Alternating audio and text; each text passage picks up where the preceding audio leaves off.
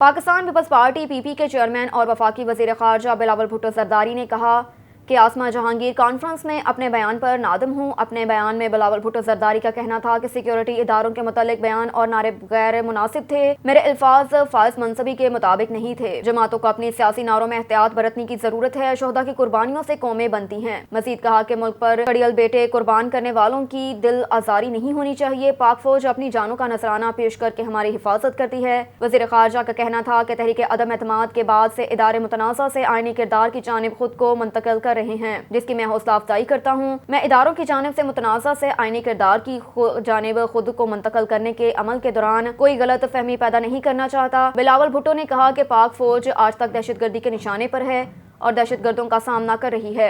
आम शहरी, मेरा खानदान और मेरी सिपाही दहशतगर्दी से मुतासिर हुए। फौज ने दहशतगर्दी का मुकाबला करने के लिए सफ़ाई अव्वल में अपना किरदार अदा किया।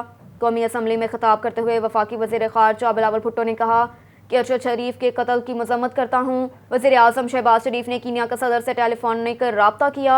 हम उम्मीद करते हैं कि अरशद शरीफ कत्ल की इंक्वायरी जल्द मुकम्मल होगी।